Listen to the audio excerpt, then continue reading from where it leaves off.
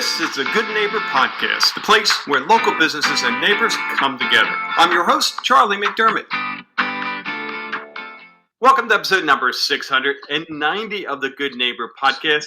And today it's Good Neighbor Oscar Vasquez, his company Solar Energy. Oscar, how you doing? I'm doing wonderful. Thank you, Charlie. Thrilled to have you here, and who can't use more energy, especially, hey, we're in Florida. Why not have it come from the sun, right? Well, we are in the Sunshine State. So fill us in on your company there. Well, first of all, thank you, Charlie, for allowing me to share my information about my business, myself, on the Good Neighbor Podcast. This is new for me, so bear with me while This is your first podcast. First podcast, absolutely. Wow, all right. You know, listeners, be kind to Oscar now. Yeah. So yes, my name is Oscar Vasquez. I do own Solar Energy. The company was started right at the beginning of COVID for obvious reasons. At the time, I was a technician working for as a contractor for Harley Davidson at their test facility here in the Naples area.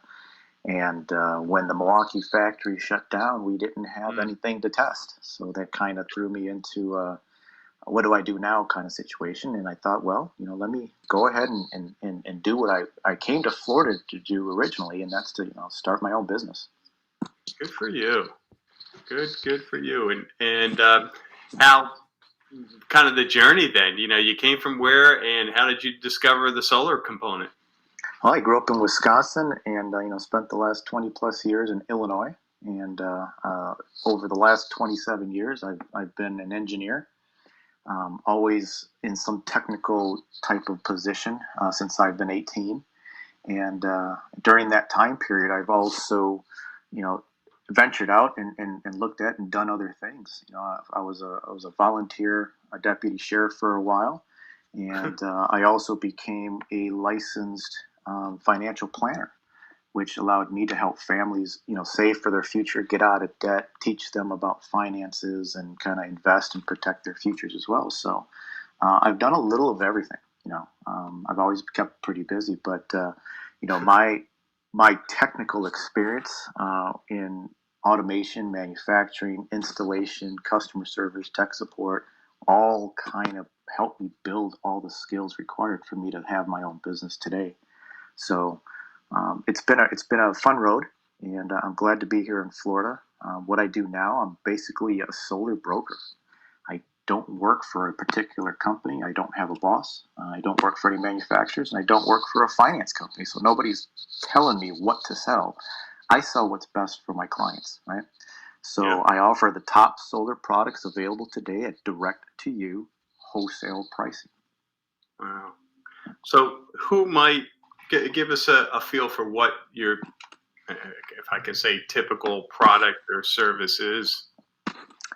I service mainly the residential market at this time. Basically, I am able to, take someone's information and show them really what the benefits of solar are. I think long term, if people look at the big picture, solar is a financial tool. It's a tool to hedge against the rising cost of energy. We're feeling it today at the gas pump, and then a lot of people may not have noticed, but we've had 3 consecutive price hikes over, definitely over 5%, close to 10% a year for the last couple of years now, and that's not stopping. No, it is not. Wow. So good stuff. Well, what do you hear, Oscar, from a myths and misconceptions standpoint when it comes to solar? There's a lot of things that's been out there, especially, in Florida. Florida's kind of behind the rest of the country as far as solar. You think that the Sunshine State would be leading the cavalry and pioneering solar, but we're actually a little far behind the game here. I think in Florida, as told in the residential market, we are at less than 1% penetration for solar. So less than 1%. So a majority of solar today in Florida is owned by the utility companies. They're building massive solar fields. They want to capitalize on solar. And I think it's time the residents kind of catch up to that and understand, they're doing it for a reason. It's very, very financially a great tool for them to generate revenue. If they're doing it, I think the homeowner should be doing it definitely. Yeah, that's a really good point. Yeah. So some of the, there's a lot of myths out there that have led to why, Florida is where it is right now. And of course, there's many. On my website, which is myhomesolarpower.com, I do have top 10 Q&A, basically top 10 questions. These are very common questions that I get and address some of the myths. People think that solar is very expensive. Over the last 10 years, the price of solar panels has gone down 70%. So it's an emerging technology. Charlie, think about that beautiful, big screen TV that you bought a couple of years ago, right? When it was brand new, just came to market, that thing was kind of expensive. 3 years later, you walk into Walmart and you see it for $700. Right? So, manufacturers are understanding how to build solar more efficiently using better materials. And now when they get into mass manufacturing, the cost point goes down, and that's been seen. Unfortunately, over the last year, we have seen a slight bump where we're having some supply chain issues globally. It's not just solar, but everything. So that's been affecting the prices recently. But solar is not expensive. The average person can afford to have solar on their home. Wow. And there's many other myths that are out there, and it's my job basically as not a salesperson, but as an educator to sit down with homeowners and walk them through the basics and understanding so that they have clarity on what solar can do for them. I love it. Wow. And do you find that your clients, when you install the system, is it something that are they completely disconnecting from the grid, or are you able to get enough power to supply their needs on a daily basis? It really all just depends on how much usage that they require. Every homeowner is different, but if the roof has capacity to be able to offset their electricity 100%, that's our goal. We want to be able to provide them their home with enough electricity that they don't have to purchase additional electricity from the grid. So yes, our systems are grid tied, which means they are still connected to their local utility. Obviously, at nighttime, there's no sunshine, so they're going to have to get their power from somewhere if they're not purchasing, some type of storage. Which popular today is, people can have generators for store, as their backup, or they can have what's popular now in Florida is, backup batteries. Neat. Okay. So how about outside of business hours? What are you doing for fun? Well, I'm a new entrepreneur in this space. So when I'm not working in my business, I'm working on my business. And that's simply because what I've been able to do is kind of start a franchise without actually starting a franchise. What that really means is I operate all over the United States, from California to New Jersey. I'm able to sell solar, but I don't do the selling just myself. I've established a sales team. I offer an opportunity for people to come into solar as a part-time or full-time career. My independent reps are 1099s, which means they're all contractors.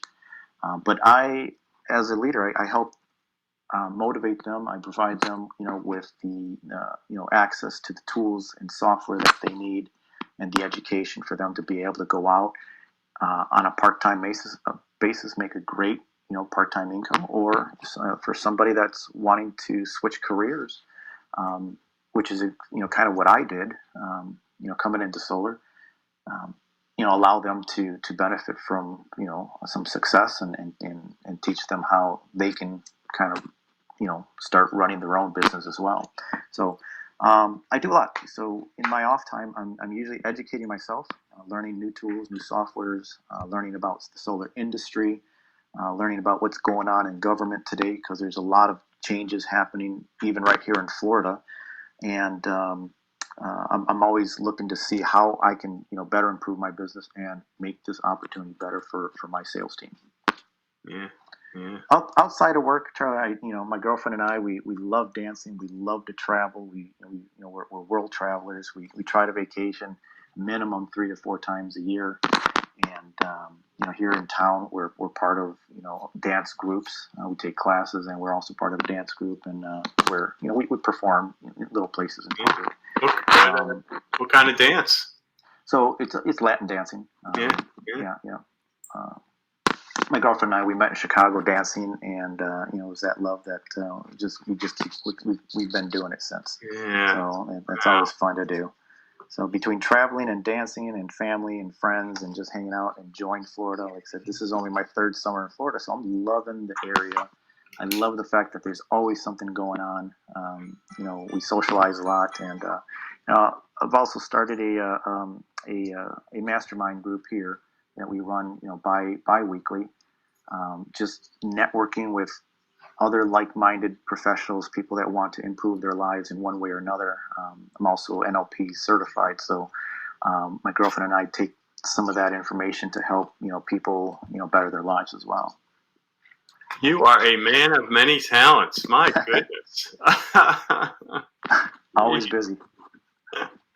So how about, Oscar, when it comes to a hardship life challenge, what comes to mind a period of time that you were challenged, you got through it, and looking back, you could say, hey, because of that, I'm better for it, I'm stronger. Charlie, I'm not prone to, we're all challenged in life in one way or another. We have to be, right? So I've always told people that, hey, life without stress means you're dead. So there's good stress and there's bad stress, right? Yeah. A great analogy I like to teach and share with people is like, think about a rubber band, right? A rubber band sitting on that counter has no purpose. It's just sitting there, right? A rubber band only fulfills its purpose when it's stretched. And its purpose is to hold something together. You can only do that by stretching that rubber band. We're kind of the same way, right? If we don't stretch ourselves, we're not going to see our purpose in life, right? Whatever that may be. So, what we're capable of is tremendous, right? And one of my hardships was making the decision to, leave corporate America. I was taught, go to school, get a job, get a degree, life will be dandy. And I followed that plan for many, many years. Didn't get me to really where I wanted to be in life. And I had to make that decision to, take all those experiences and apply them in a new different way, right? I had to stretch my rubber band, if you want to say, right? So, so that was a very difficult decision to make, but I hit it head on, and with the help of a lot of people that I've met along the way, things have been going great. I think one of the biggest things that I've overcome is, and I'm just going to say a general statement, right? One of the biggest obstacles that holds 98% of humanity,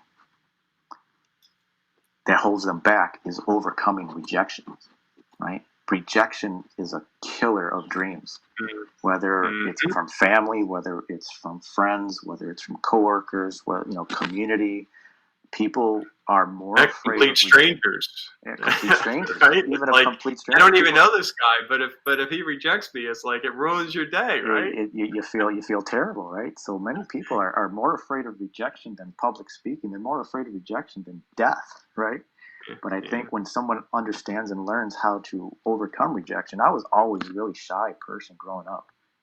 So for me to be able to stand in front of a room of 2,000 people and do some type of lecture or speech or training, or even just one-on-one with a family, right? You have to strengthen that muscle and say, hey, you know what? I'm doing what I do, and regardless of the outcome, I'm still going to be okay, right? So whether someone rejects me or not, it's okay. It's not about me. They're rejecting an idea, right? That's good. So, great lesson there. Love it. How about one thing you wish our listeners knew about solar energy? What would that be? Well, yeah, my business not only supports my family and I, but it creates opportunity for others to do the same. Right now, hundreds of thousands of jobs across the U.S. depend on the adoption of this fairly new technology. Right? It's been around for a long time, but for mainstream, it's still pretty new.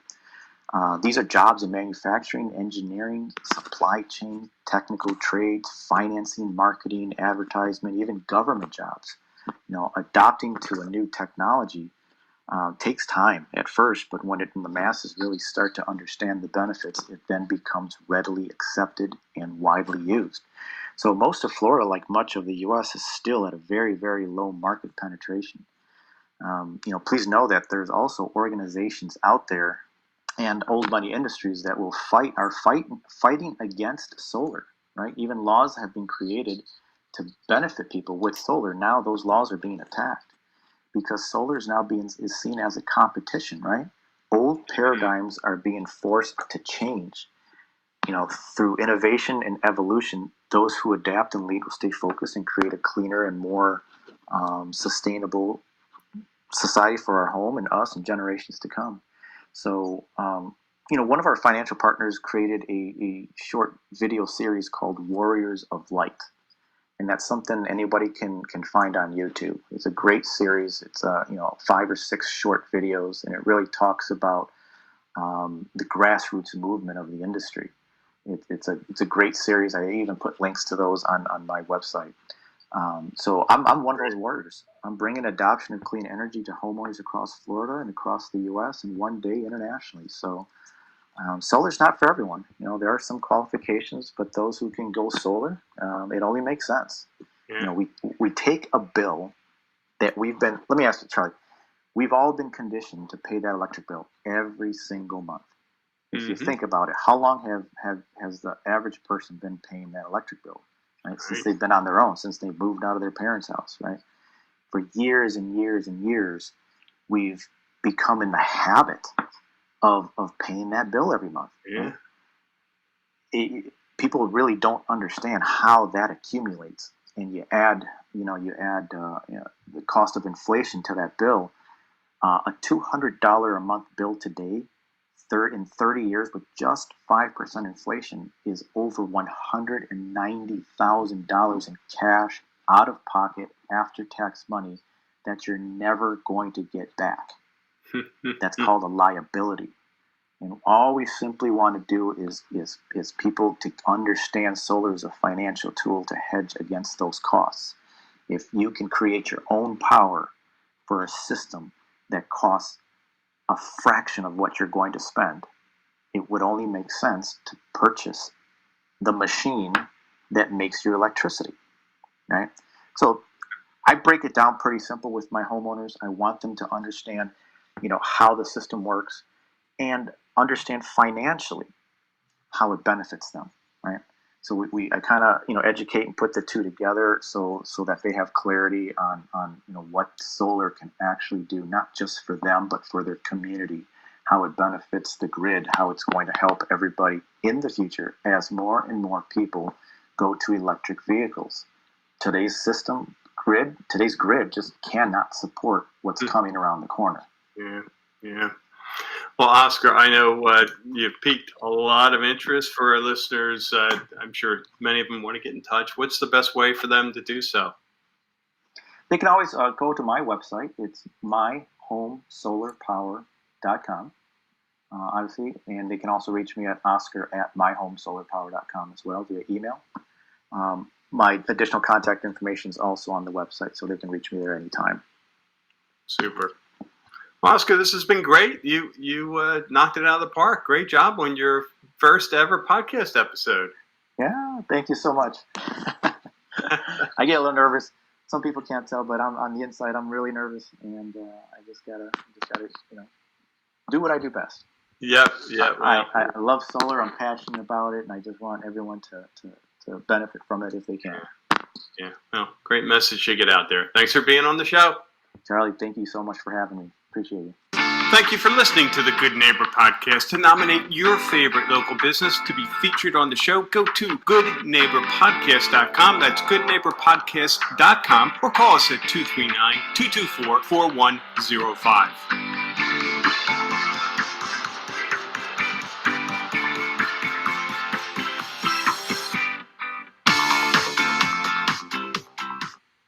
This is